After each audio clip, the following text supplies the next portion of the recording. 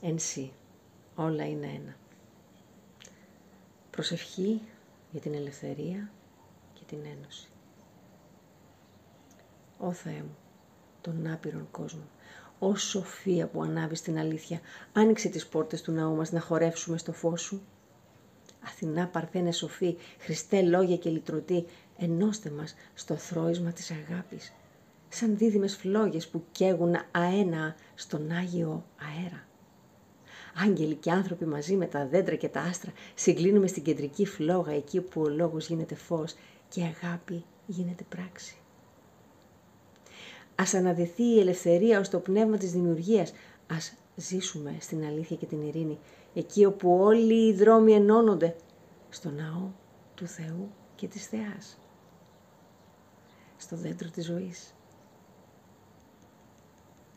Ενσύ, όλα είναι ένα.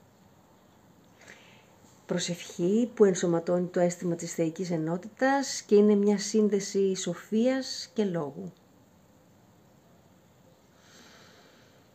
Έγινε, έγινε, έγινε. Αμήν. Χρυσή Μιχαλοπούλου, 3 Μαΐου 2025.